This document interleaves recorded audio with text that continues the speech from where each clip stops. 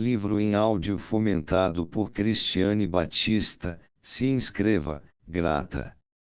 Jung. Aspectos gerais da psicanálise. A psicanálise é hoje uma ciência e uma técnica. A partir dos resultados da técnica, desenvolveu-se, no decorrer dos anos, uma nova ciência psicológica que poderíamos chamar psicologia analítica. Gostaria de usar a expressão de Bleuler, psicologia profunda, se este tipo de psicologia só se referisse ao inconsciente. Este ramo específico da psicologia ainda é bastante desconhecido do grande público ligado à psicologia e medicina, pois que desconhece também os fundamentos técnicos. Isto se deve, em boa parte, ao fato de ser este novo método de natureza essencialmente psicológica e, portanto, não pertence ao campo da medicina e nem da filosofia. O médico possui normalmente conhecimento psicológico limitado e o filósofo nada entende de medicina. Falta, pois, solo propício para plantar a ideia do novo método. Além disso, o próprio método parece a muitos tão arbitrário que não conseguem conciliá-lo com sua consciência científica. As formulações de Freud, o fundador desse método, privilegiam demasiadamente o momento sexual. Isso trouxe preconceitos e afastou muitos cientistas. Nem preciso dizer que semelhante antipatia não é fundamento racional para rejeitar um novo método. Temos, na psicanálise, muita casuística e formulações casuísticas, mas pouca discussão de princípios. Também esta falta colaborou para que o método fosse pouco conhecido e, por isso, considerado não científico. Quem não reconhece a cientificidade do método também não pode reconhecer o caráter científico de seus resultados. Antes de abordar os princípios do método psicanalítico, preciso falar de dois preconceitos bem usuais. O primeiro, a psicanálise nada mais é do que uma anamnese algo complicada e profunda. A anamnese se baseia na informação dos familiares e nas respostas que o paciente dá ao ser interrogado. O psicanalista faz naturalmente sua anamnese de forma tão cuidadosa quanto qualquer outro especialista. Mas isto não é análise, e sim apenas anamnese. A análise é uma redução dos conteúdos atuais da consciência, de natureza por assim dizer fortuita, a seus determinantes psicológicos. Mas isto nada tem a ver com a reconstrução anamnética da história da doença. O segundo preconceito que, via de regra, baseia-se num conhecimento superficial da literatura psicanalítica, afirma que a psicanálise é um método de sugestão através do qual se inculca no paciente uma espécie de sistema de aprendizagem que produzirá curas, a exemplo da Mental Healing e Christian Science. Muitos psicanalistas que de há muito vêm lidando com a psicanálise empregaram antigamente a terapia da sugestão e sabem, portanto, muito bem o que é sugestão e o que não é. Sabem que o método de trabalho do psicanalista está em oposição direta ao do hipnotizador. Ao contrário da terapia sugestiva, o psicanalista se esforça para não impor ao paciente aquilo que ele não vê ou percebe como evidente. O psicanalista luta sempre contra o desejo do neurótico de receber sugestões e conselhos, procura tirá-lo desse papel passivo, fazer que use seu juízo e senso crítico e torná-lo apto a levar uma vida autônoma. Muitas vezes já se disse que foram impostas ao paciente interpretações e que estas eram de caráter arbitrário. Gostaria que esses críticos tentassem impor interpretações arbitrárias a meus pacientes, que muitas vezes são pessoas de grande inteligência e cultura e até mesmo colegas de profissão. Saltaria aos olhos a irresponsabilidade de semelhante procedimento. Na psicanálise dependemos do paciente e de sua força julgadora, já que a essência da análise consiste em levá-lo ao conhecimento de si mesmo. Os princípios da psicanálise são totalmente diferentes dos princípios da terapia da sugestão, e nisto esses métodos não podem ser comparados. Já se tentou comparar a análise com o método de raciocínio de Dubois, que é um processo essencialmente racional. Mas esta comparação não é válida, pois o psicanalista evita argumentar com o paciente. Deve naturalmente ouvir e anotar os conflitos conscientes e os problemas do paciente, mas não para satisfazer seus desejos e lhe dar sugestões e conselhos. A análise não resolve os problemas de um neurótico por conselhos e raciocínio consciente. Não duvido que um bom conselho em hora certa possa fazer muito bem. Mas não sei de onde vem a ideia de que o psicanalista sempre pode dar o conselho certo no momento exato. Muitas vezes, ou quase sempre, o conflito neurótico é de tal ordem que é impossível dar um conselho.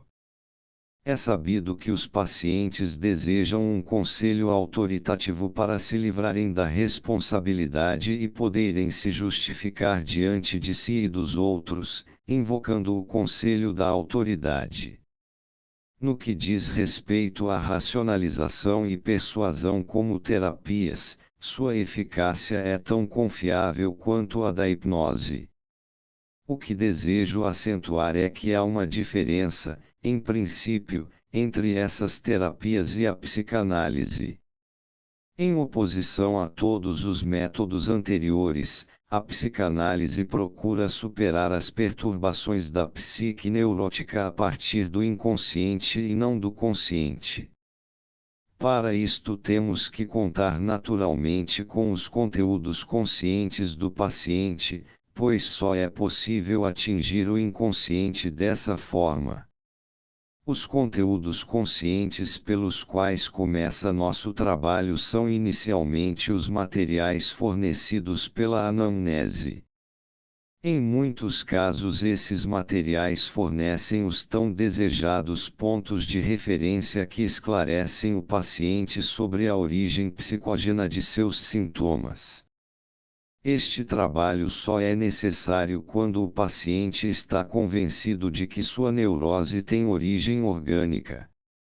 Mas também nos casos em que o paciente tem absoluta certeza de que seu sofrimento é de natureza psíquica, um olhar crítico na anamnese só pode ser proveitoso, pois isto lhe desvenda um contexto psicológico do qual não tinha conhecimento.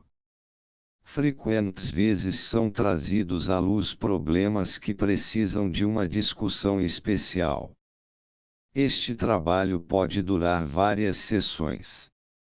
Finalmente, a elucidação do material consciente chega a um ponto tal que nem o paciente nem o médico podem trazer algo decisivo. No melhor dos casos, termina-se com a formulação do problema que se mostra quase sempre insolúvel.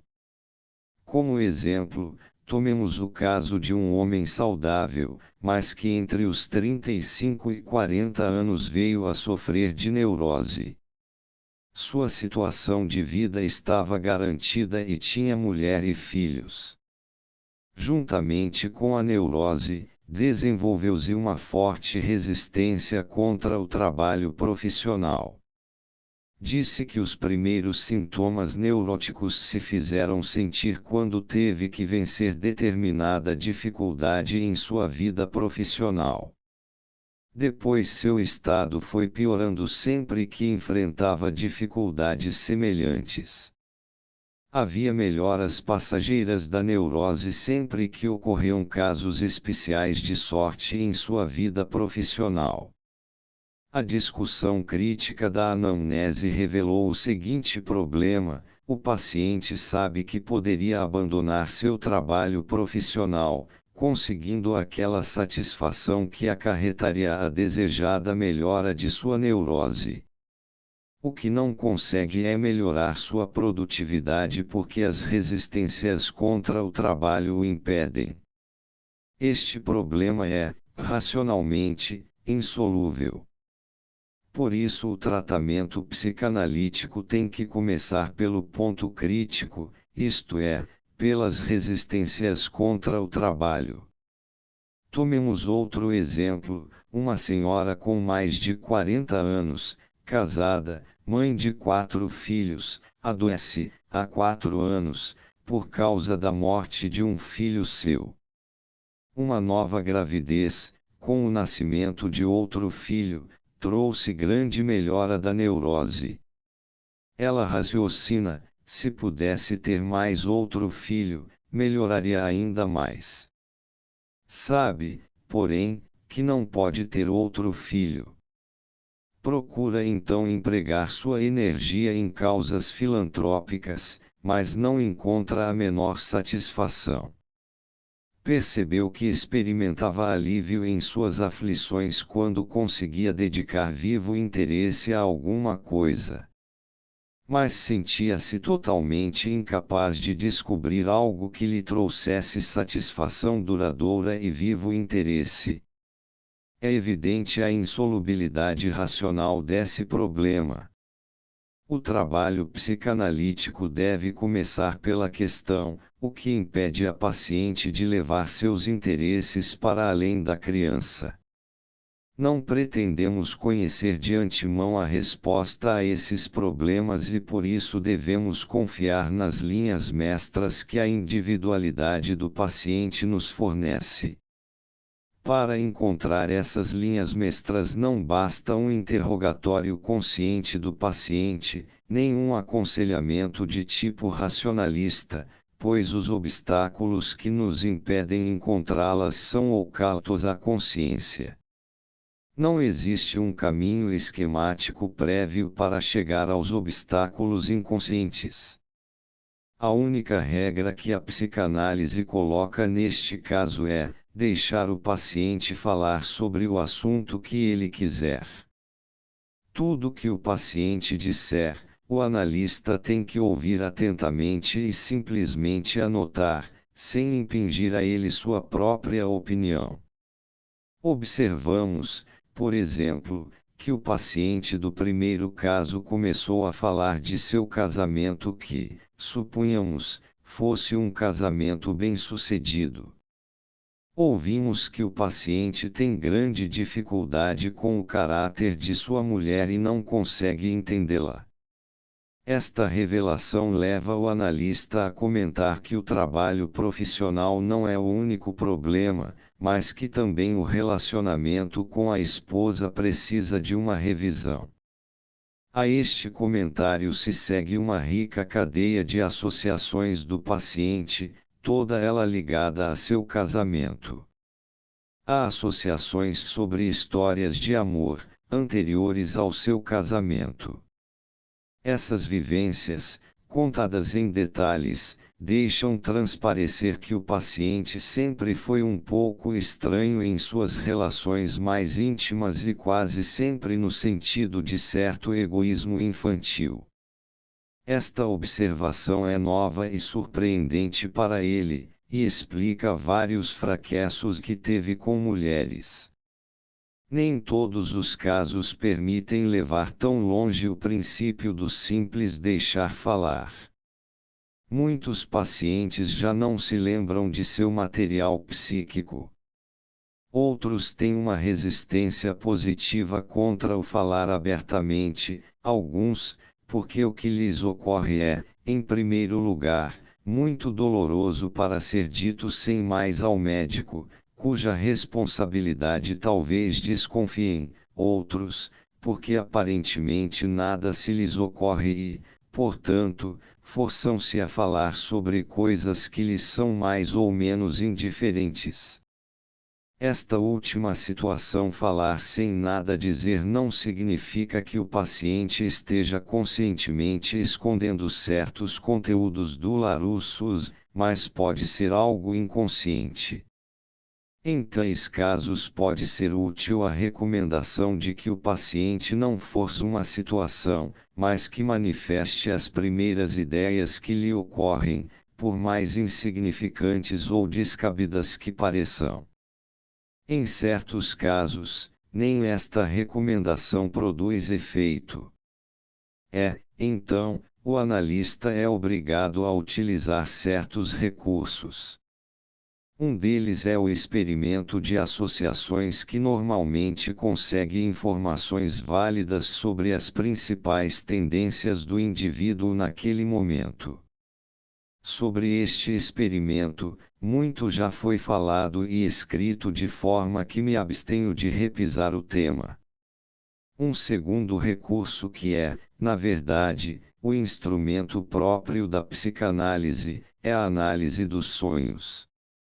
Já presenciamos tanta oposição à análise dos sonhos que uma breve explicação de seus princípios não será supérflua.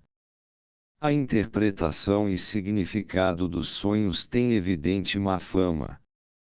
Não faz muito tempo que se praticava a oniromancia e nela se acreditava. Também não faz muito tempo que pessoas mais ou menos esclarecidas viviam sob o encanto da superstição.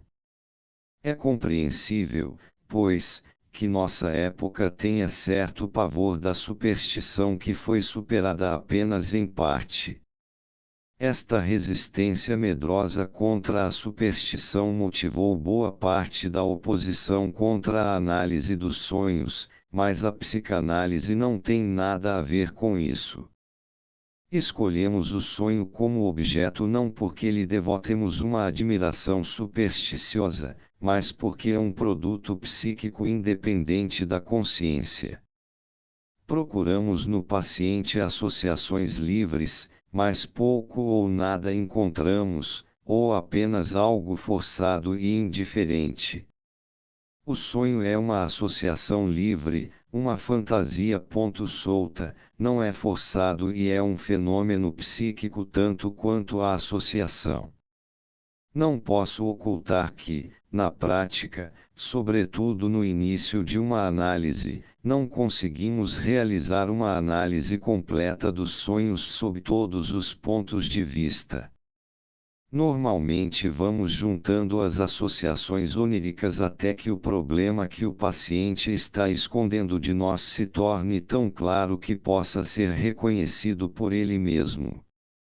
Então esse problema é submetido a uma elaboração consciente até se chegar à conclusão de que estamos novamente diante de uma questão irrespondível. Os senhores perguntarão: o que fazer quando o paciente não sonha absolutamente nada? Posso lhes garantir que todos os pacientes, mesmo os que dizem nunca ter sonhado antes, começam a sonhar quando passam pela análise. Por outro lado, acontece também que pacientes que sonhavam bastante, de repente não são capazes de se lembrar de seus sonhos. Adotei a norma empírica e prática de que o paciente que não sonha tem bastante material consciente que ele está escondendo por alguma razão. Uma delas, a mais comum, é: estou nas mãos do analista e estou disposto a ser tratado.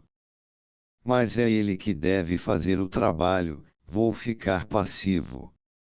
Às vezes a razão é de natureza mais séria, como, por exemplo, pacientes que não conseguem reconhecer em si mesmos certos aspectos morais duvidosos, projetam seus erros sobre o analista e concluem calmamente que ele é fraco do ponto de vista moral e, portanto, não podem lhe contar certas coisas desagradáveis. Quando o paciente não sonha desde o começo ou para de sonhar, então há algum material escondido que é passível de uma elaboração consciente. Neste caso, o relacionamento pessoal entre analista e paciente deve ser considerado como o obstáculo mais importante. Ele pode impedir a ambos, paciente e analista, de ver com clareza a situação. Não se pode esquecer que concomitantemente com o interesse que o analista deve demonstrar em penetrar na psicologia do paciente, este, por sua vez, se for uma pessoa de espírito ativo, procurará sentir a psicologia do analista e se posicionará assim perante ele. Na medida em que o analista não vê a si mesmo e seus problemas inconscientes, também permanece cego perante a atitude de seu paciente. Por isso reafirmo que o analista deve ele mesmo ter sido analisado, caso contrário a análise poderá se tornar para ele uma grande desilusão, pois, em certas circunstâncias, pode empacar e perder a cabeça. Em casos como este é grande a tentação de dizer que a psicanálise é uma tolice, para não ter que reconhecer que foi ele mesmo que entornou o caldo. Se o analista estiver seguro de sua própria psicologia, poderá dizer com tranquilidade ao paciente que ele não sonha porque ainda existe material consciente a ser examinado. Nesses momentos é preciso estar seguro de si mesmo, pois o que se ouve de críticas e julgamentos impiedosos pode derrubar quem não está preparado para isso. A consequência imediata da perda de equilíbrio emocional pelo analista é que começa a discutir com o paciente para manter sua influência sobre ele. E aí a análise se torna impossível. A princípio, os sonhos devem ser usados apenas como ponte. Não é apenas desnecessário dar, no início de uma análise, uma interpretação completa de um sonho, como também imprudente. É muito difícil dar uma interpretação completa e exaustiva de um sonho. As interpretações que encontramos às vezes na literatura psicanalítica são em grande parte formulações tendenciosas e discutíveis. Incluo aqui também as tendenciosas reduções sexuais da Escola de Viena. Em vista da enorme multiplicidade de um material onírico, temos que nos prevenir contra as formulações tendenciosas. Muitas vezes é da maior importância, no começo de um tratamento psicanalítico, a multiplicidade de significados de um sonho e não seu significado único. Isto sonhou, por exemplo, uma paciente no começo do tratamento, estava num hotel, numa cidade desconhecida. De repente, acontece um incêndio. Seu marido e seu pai estão presentes e ajudam-na a se salvar. A paciente era inteligente, estranhamente cética e convencida de que a análise de sonhos era um absurdo. Tive a maior dificuldade de convencê-la a tentar uma análise de sonhos.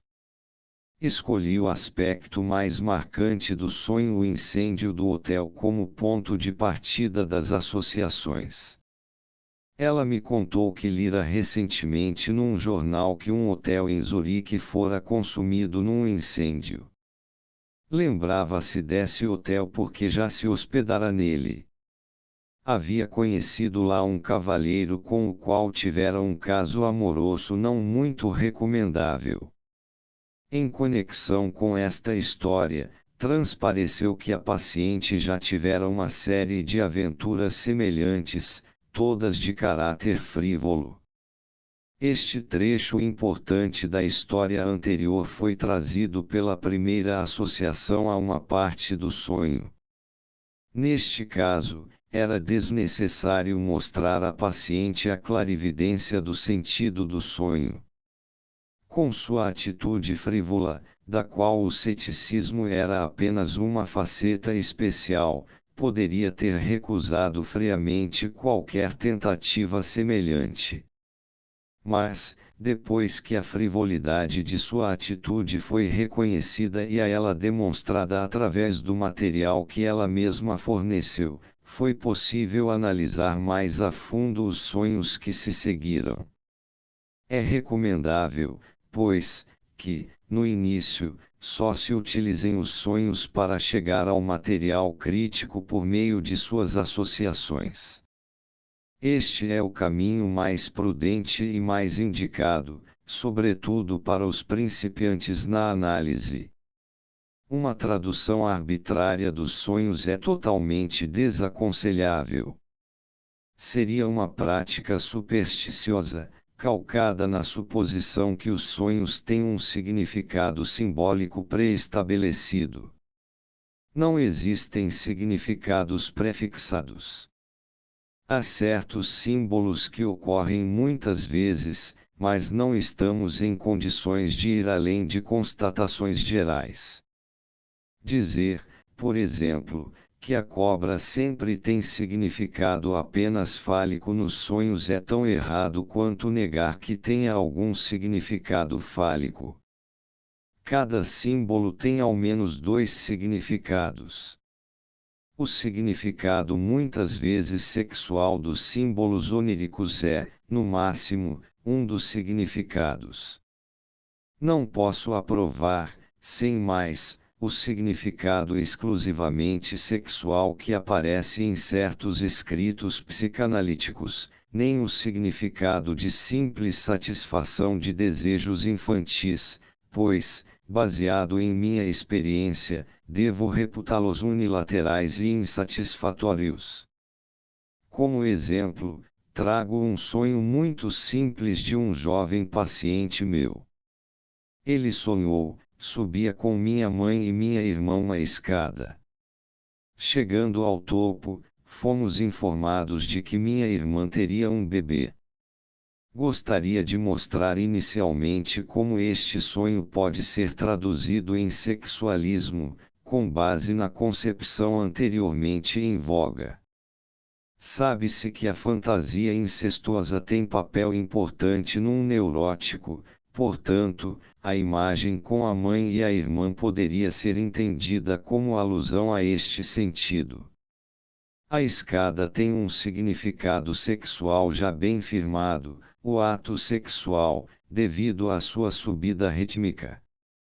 O bebê que a irmã ia ter nada mais é do que a consequência lógica dessas premissas. Assim traduzido, o sonho seria uma nítida satisfação dos assim chamados desejos infantis. Os senhores sabem que isto é uma parte importante da teoria freudiana dos sonhos. Analisei este sonho com base no seguinte raciocínio: se disser que a escada é símbolo do ato sexual, como posso tomar como reais a mãe, a irmã e a criança, e não simbolicamente? Se, baseado na afirmação de que as imagens oníricas são simbólicas, atribuo valor simbólico a algumas delas, o que me dá o direito de excetuar outras. Se atribuo valor simbólico à subida da escada, também devo atribuir o mesmo valor às imagens chamadas mãe, irmã e bebê. Dessa forma, não traduzi o sonho, mas o analisei. O resultado foi surpreendente. Vou apresentar, palavra por palavra, as associações referentes a cada parte do sonho, de forma que os senhores mesmos possam formar um juízo sobre o material. Devo antecipar que o jovem havia concluído, poucos meses antes, seus estudos universitários. Depois, não conseguiu se decidir na difícil escolha de uma profissão, e ficou neurótico. Abandonou, por isso, o trabalho. Sua neurose assumiu, entre outras, a característica homossexual. Suas associações referentes à mãe foram: já faz muito tempo mesmo, que não a vejo. Devo me censurar por causa disso. Não é correto que eu a menospreze. Mãe está aqui no lugar de algo que foi negligenciado de maneira irresponsável. Perguntei ao paciente, o que é? Ao que ele respondeu embaraçado, meu trabalho. Com relação à irmã associou, já faz anos que não a vejo. Tenho saudades dela.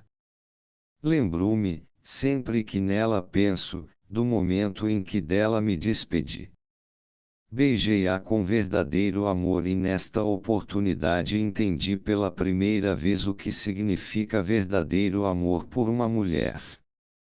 Era óbvio para o paciente que a irmã era a mesma coisa que amor por uma mulher. Associou a escada, subir, chegar ao alto, fazer carreira, crescer, tornar-se grande. Ao bebê associou, recém-nascido, renovação, renascimento, tornar-se nova pessoa. Ouvir simplesmente esses materiais foi o suficiente para entender imediatamente que o paciente não satisfez, no sonho, desejos infantis, mas deveres biológicos que ele negligenciou em seu infantilismo neurótico. A justiça biológica, que é inexorável, obriga às vezes a pessoa a pôr em dia, no sonho, os deveres negligenciados. Este sonho é exemplo típico da função prospectiva e teleológica dos sonhos em geral, ressaltada especialmente por meu colega Mider. Se nos fixarmos na unilateralidade do significado sexual, não vamos captar o verdadeiro significado dos sonhos. O sexual no sonho é, em primeiro lugar, um meio de expressão e não o sentido e objetivo do sonho. A descoberta do sentido prospectivo ou teleológico dos sonhos é de grande importância, sobretudo quando a análise já avançou tanto que o olhar do paciente se volta melhor para o futuro do que para seu mundo interior e para o passado. No que se refere ao manejo do simbolismo, podemos aprender também deste sonho, que não é possível haver um simbolismo dos sonhos predeterminado em seus detalhes, mas, no máximo, uma frequência média de símbolos com um significado de cunho bem geral. No que se refere especificamente ao chamado sentido sexual dos sonhos, tracei para mim, a partir de minha experiência, as seguintes regras práticas. Se, no início do tratamento de um paciente, a análise dos sonhos mostrar um significado indiscutivelmente sexual, então este significado tem que ser tomado como real, isto é, existe a necessidade de submeter os problemas sexuais do paciente a uma acurada revisão. Se, por exemplo, a fantasia incestuosa for o conteúdo essencial do sonho, então é preciso submeter a um exame minucioso as relações infantis do paciente com seus pais, irmãos e outras pessoas capazes de fazer o papel de pai ou mãe. Mas se um sonho apresentar, num estágio avançado da análise, como conteúdo essencial, a fantasia de incesto, portanto, uma fantasia que se pressupõe realizada, não se deve, sem mais, atribuir-lhe valor real, mas considerá-la simbólica. Resolve-se esta situação pela fórmula seguinte: o sentido oculto do sonho é expresso por via analógica, através da fantasia de incesto. Neste caso não se deve atribuir à fantasia sexual um valor real, mas simbólico. Se tivéssemos ficado presos ao valor real, teríamos reduzido o paciente sempre de novo à sexualidade e teríamos impedido o progresso do desenvolvimento da personalidade. A salvação do paciente não está em ser remetido constantemente à sexualidade primitiva, senão acaba se fixando num grau cultural inferior e nunca atinge sua liberdade humana, nem a saúde completa. A volta ao barbarismo não é vantagem nenhuma para o homem civilizado. A fórmula acima, segundo a qual o sentido sexual de um sonho é uma expressão simbólica ou analógica, vale também para os sonhos no início da análise. Mas a razão prática que nos levou a não considerar o valor simbólico dessas fantasias sexuais foi o fato de as fantasias sexuais anormais do neurótico só terem um autêntico valor real na medida em que elas o influenciarem em seu agir. As fantasias dificultam-lhe não apenas uma melhor adaptação à sua situação, mas induzem-no a todo tipo de atos verdadeiramente sexuais, às vezes até mesmo ao incesto, como nos mostra a experiência. Nestas circunstâncias, pouco adiantaria considerar apenas o conteúdo simbólico, primeiro é necessário resolver o aspecto concreto. Estas considerações, como já perceberam, baseiam-se numa concepção de sonho diferente da de Freud. A experiência me forçou a ter outra concepção na prática. Freud considera o sonho uma camuflação simbólica dos desejos reprimidos que entrariam em conflito com os objetivos da personalidade. Eu me vejo obrigado a considerar de outra forma a estrutura do sonho. Para mim, o sonho é, em primeiro lugar, a imagem subliminal da situação psicológica atual do indivíduo em estado de vigília, acordado. Ele nos dá um resumo dos materiais subliminares de associações que são constelados pela situação psicológica do momento. O sentido volitivo do sonho que Freud denomina desejo reprimido é para mim essencialmente um modo de expressão. Biologicamente falando, a atividade do consciente representa a luta de adaptação psicológica do indivíduo. A consciência procura se adaptar às necessidades momentâneas, ou dito de outra forma, apresentam-se tarefas que o indivíduo precisa levar a termo. Em alguns casos, a solução é desconhecida a priori, por isso a consciência procura a solução seguindo sempre a experiência do passado. Não temos nenhum motivo para supor que o material psíquico subliminal obedeça a outras leis que o material supraliminal.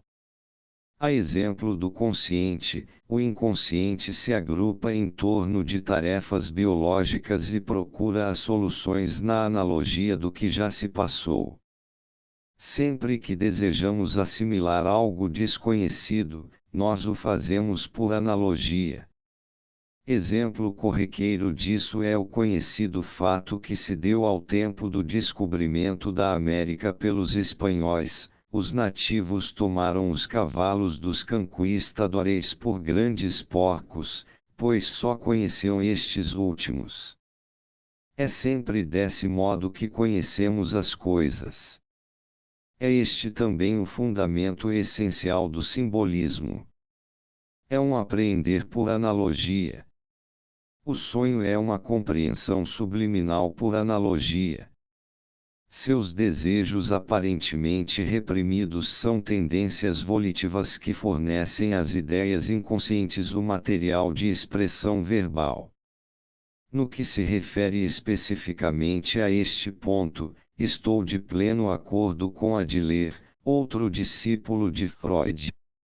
Quanto ao fato de os materiais de expressão do inconsciente serem elementos volitivos ou tendências, isto se deve ao arcaísmo do pensamento onírico, um problema que abordei em outras ocasiões.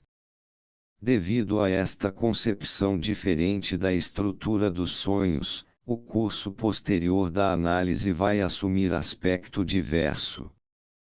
A consideração simbólica das fantasias sexuais no curso posterior da análise leva necessariamente não a uma redução da personalidade às tendências primitivas, mas a um alargamento e desenvolvimento contínuo da atitude espiritual do paciente, isto é, a um enriquecimento e aprofundamento do pensar, o que sempre foi a arma mais poderosa do ser humano, em sua luta pela adaptação.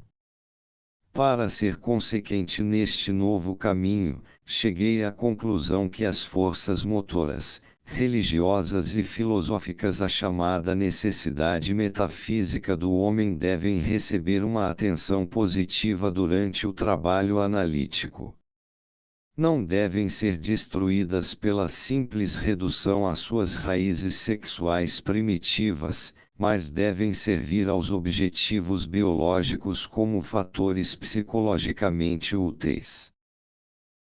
Assim, essas forças motoras retomam a função que lhes é própria desde os tempos imemoriais. Assim como o homem primitivo foi capaz, com a ajuda dos símbolos religiosos e filosóficos, de se libertar de sua condição original, também o neurótico poderá, dessa forma, libertar-se de sua doença. É desnecessário dizer que não pretendo seja inoculada nele uma crença em dogmas religiosos ou filosóficos, mas é preciso construir nele novamente aquela mesma atitude psicológica que, nos estágios primitivos da cultura, vinha caracterizada por uma crença viva em dogmas religiosos ou filosóficos. Uma atitude religiosa ou filosófica não é a mesma coisa que crença num dogma. O dogma é uma formulação intelectual passageira, a manifestação de uma atitude religiosa e filosófica condicionada pelo tempo e pelas circunstâncias. Mas a atitude em si mesma é uma conquista cultural e uma função biológica de suma importância. Ela cria os motivos que levam o homem a sair de si mesmo e, quando necessário, a dar a vida pelo bem da espécie. E assim o homem atinge, em seu existir consciente, aquela unidade e totalidade, aquela confiança e capacidade de sacrifício que o animal feroz possui instintiva e inconscientemente. Toda redução, todo desvio desse caminho que foi traçado para o desenvolvimento da cultura, fará do homem, no máximo, um animal deteriorado, jamais o assim chamado homem natural. Eu me convenci da absoluta certeza dessa orientação psicológica através de muitíssimos sucessos e insucessos em minha praxis analítica. Não ajudamos o neurótico poupando-o das exigências da cultura, mas fazendo-o participar da dolorosa construção do desenvolvimento cultural. Os sofrimentos por que passará neste trabalho tomarão o lugar de sua neurose. A neurose e suas complicações nunca são seguidas daquele sentimento gostoso de trabalho realizado e dever cumprido, mas o sofrimento oriundo do trabalho produtivo e da superação de dificuldades reais traz momentos de paz e satisfação que dão ao homem aquele sentimento inestimável de realmente ter vivido sua vida.